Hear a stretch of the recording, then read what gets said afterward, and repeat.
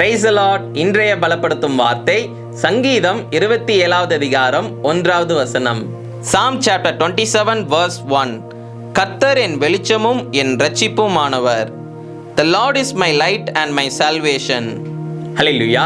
உங்களுடைய வாழ்க்கையில அநேக நாட்கள் ஏதோ ஒரு இருளின் மத்தியில நீங்க வாழ்ந்து கொண்டிருந்திருப்பீங்க.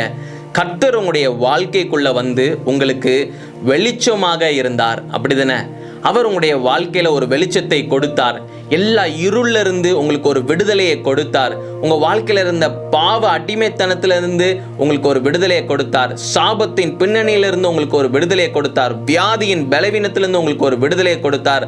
அவர் உங்களை ரட்சித்தார். அவர் உங்களுடைய குடும்பத்தை ரட்சித்தார். இன்னைக்கு நீங்க சந்தோஷமாக விடுதலையோடு நீங்க ஆராதிக்கிறதுக்கு காரணம் கர்த்தர் உங்களோட கூட இருந்து உங்க மேல அன்பு வைத்து உங்களை ரட்சித்து உங்களுடைய வாழ்க்கைக்கு ஒரு வெளிச்சத்தை கொடுத்ததுனால தான். ஹல்லேலூயா.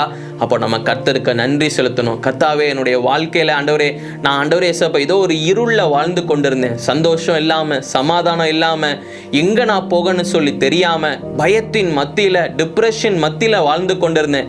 ஆண்டவரே, நீங்க தகப்பனே என்னுடைய வாழ்க்கைக்குள்ள வந்தீங்க. என்னுடைய வாழ்க்கையில இருந்த எல்லா இருளையும் நீக்கி போட்டீங்க, வெளிச்சத்தை கொடுத்தீங்க, என்னை ரட்சித்தீங்க, எனக்கு விடுதலையை கொடுத்தீங்க அப்படின்னு சொல்லி ஒவ்வொரு நாளும் நீங்க கர்த்தருக்கு நன்றி செலுத்தி ஜெபம் பண்ணுங்க.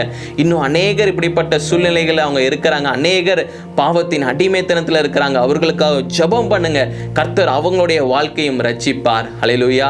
கர்த்தர் நம்ம மேல எவ்வளவு அன்பாக இருக்கிறார். யோசிச்சு பாருங்களேன். நம்ம வாழ்க்கையில இருள்ல இருக்கிறோம், கஷ்டப்படுகிறோம் சொல்லி அவர் அறிந்து நமக்கு வெளிச்சத்தை கொடுத்து நம்மளை ரட்சிக்கிற தேவனாக நம்மளோட கூட இருக்கிறார். எவ்வளோ ஒரு அன்பான தேவன். கர்த்தர் இன்னைக்கு உங்களுடைய வாழ்க்கையில உங்களோட பேசி கொண்டிருக்கிறார். மகளே, மகனே, நான் உன்னுடைய வாழ்க்கையில அநேக பிரச்சனையிலிருந்து உன்னை மீட்டெடுத்தேன்.